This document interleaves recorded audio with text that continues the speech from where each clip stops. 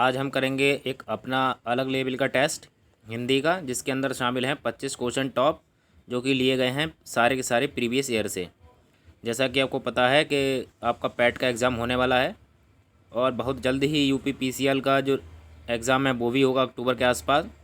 तो काफ़ी सारे एग्ज़ाम हैं जहाँ पर हिंदी जो है आने की जो है बिल्कुल आनी ही आनी होती है। तो वहाँ पर जो है आपका बहुत ज़्यादा इसका बेनिफिट मिलेगा इसको। तो प्लीज़ अगर चैनल पर नए हैं सब्सक्राइब करें और चैनल को ज़रूर लाइक कर दें वीडियो को। तो यहाँ पर फ़िलहाल हम पहला क्वेश्चन देख लेते हैं। निरुत्तर होना के लिए जो है मुहावरा सही क्या है। तो निरुत्तर होने का आप समझते ही हैं कि कोई अगर निरुत्तर हो जाता है उसका मतलब क्या है, उसकी जबान बंद हो जाती है। तो जबान बंद होने का मतलब क्या है, निरुत्तर होना। नेक्स्ट क्वेश्चन है अमृत का पर्यायवाची शब्द नहीं है। तो यहाँ पर नहीं वाले पे बहुत ज़्यादा ध्यान देना है, नहीं है। तो इसका जो आंसर होगा, देखिए सुधा भी होता है, पीयूष होता है, सोम होता है, लेकिन दूसरे का जो आंसर है वो क्या है, सोम नहीं होता है। ठीक है, सोम नहीं होता है, सुधा होता है, पीयूष होता है और अमीय होता है, लेकिन सोम नहीं है अमृत का पर्यायवाची शब्द।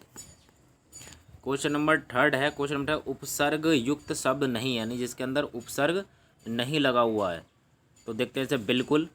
तो थर्ड वाले का जो आंसर है आपका देखिए क्या बिल्कुल होगा, या गैर हाजिर होगा, अचेतन होगा, या पृष्ठांकित होगा। तो देखिए इसके अंदर भी बिल्कुल है, इसमें गैर लगा हुआ है, इसमें आ लगा हुआ है, लेकिन पृष्ठांकित में इत जो है वो क्या है, आपका प्रत्यय लगा हुआ है, ना कि उपसर्ग। तो इसका आंसर नंबर सी सही हो जाएगा। आगे क्वेश्चन है आपका, सीटी बजी और सभी प्रतिभागी तेजी से दौड़े, रचना की दृष्टि से वाक्य कौन सा है। देखिए जब और आ जाए, तथा आ जाए, या आ जाए और वाह आ जाए, तो हमेशा जो सेंटेंस होता है वो आपका संयुक्त वाक्य होता है। आगे बढ़ते हैं। आगे क्वेश्चन है अरण्य रोदन का अर्थ क्या है। नहीं, जंगल में अरण्य माने जंगल, रोदन माने रोना। तो 5 का जो आंसर है वो आपका क्या हो जाएगा, व्यर्थ में अपनी विपदा सुनाना। इंग्लिश में भी एक जो है इसका जो है प्रोवर्ब्स है। तो व्यर्थ में अपनी विपदा सुनाना होता है अरण्य रोदन। अगर जंगल में बैठ कर आप रो रहे हैं तो सिंपल सी बात है, वहाँ कोई सुनने वाला तो है नहीं, तो इसलिए व्यर्थ में अपनी विपदा सुनाना है किसी को। अब पुस्तक क्या है। तो पुस्तक सिंपल सी बात है, स्त्रीलिंग में शामिल होगा। ये तो पुस्तक फट गई है, या पुस्तक मैंने बदल दी है, तो इस तरह से जो है स्त्रीलिंग होंगे। आप सेंटेंस यूज जरूर करें जब आप यूज़ कर रहे हैं स्त्रीलिंग और पुल्लिंग का। निम्नलिखित में से कौन सा वाक्य सही है। जैसे तमाम देश भर में बात फैल गई, देश भर में बात फैल गई, या पूरे देश भर में बात फैल गई, या संपूर्ण देश भर में बात फैल गई। तो देखिए इसका बी वाला सही हो जाएगा, देश भर में बात फैल गई, क्योंकि जब तमाम नहीं लाएंगे, पूरा जब देश भर कह रहे हैं तो पूरा या संपूर्ण नहीं यूज़ होगा। तो 7 का बी हो जाएगा। आगे किस शब्द में इत प्रत्यय है। तो यह प्रत्यय इत जो लगा हुआ है, जैसे प्रत्येक, तो प्रत्यय में तो है नहीं, ना ही उपस्थिति में है, ना ही निश्चित में है, यह है प्रोत्साहित। तो प्रोत्साहित के अंदर आपका इत प्रत्यय लगा हुआ है, तो ऑप्शन नंबर बी सही हो जाएगा। आगे है प्रत्येक का संधि विच्छेद कीजिए। तो इसका तो आप जानते हैं, प्रति प्लस एक, इसमें यण संधि है, प्रति प्लस एक। आगे बढ़ते हैं। आगे है छात्र का बहुवचन क्या है। तो छात्र का बहुवचन क्या होगा। तो ये तो सिंपल क्वेश्चन है, सिंपल सी बात है, इसका क्या होगा, छात्रों होगा। आगे बढ़े, लिखने पढ़ने में कौन सा समास है। लिखना और पढ़ना मतलब क्या है, द्वंद्व समास का एग्जाम्पल है इसका। जहाँ पर और आ जाए, तथा आ जाए, या आ जाए, या आपस में एक दूसरे के विलोम शब्द हो, वहाँ पर आपका द्वंद्व समास होता है। 12वां क्वेश्चन है अपमान।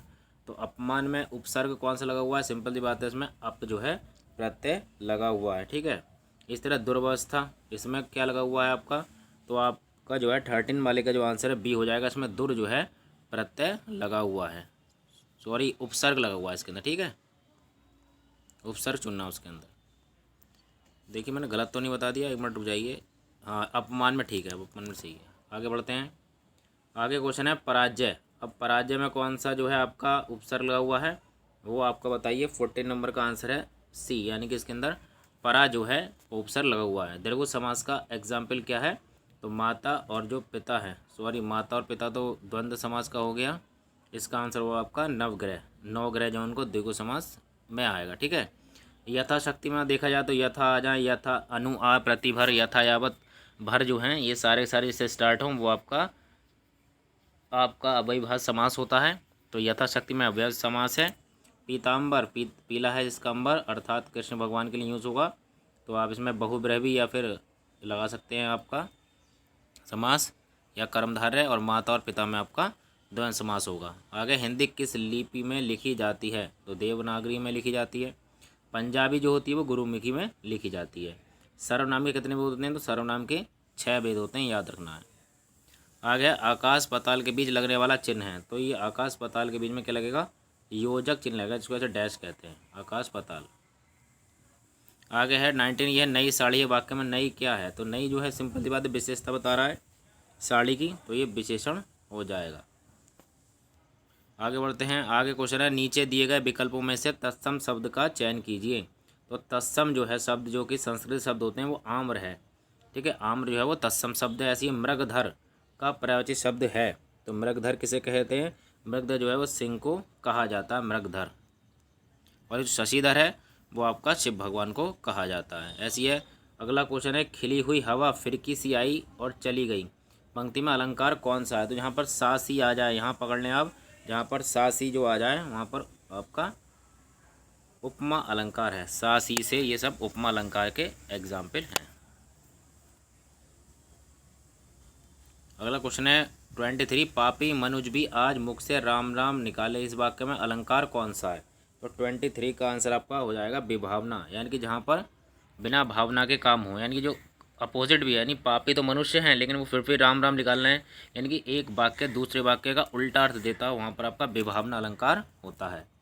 तो ये अच्छा है एग्जाम्पल, पापी मनुज भी आज मुख से राम राम निकालते हैं, विभावना अलंकार। आ गया शांत रस का स्थायी भाव है, तो शांत रस का स्थायी भाव निर्वेद जो है वो शांत रस का स्थायी भाव है। आगे बढ़ते हैं, जुगुस्सा किस का जो है स्थायी भाव है, तो जुगुस्सा जो है आपका, आप जान सकते हैं इजी है, वो आपका विवश रस जो होता है उसका एग्जाम्पल है। तो ये हुए हमारे 25 क्वेश्चन। आई होप आपको क्वेश्चन पसंद आए होंगे, तो प्लीज़ चैनल को लाइक कर दें और वीडियो को तो लाइक कर दें और चैनल को सब्सक्राइब कर दें।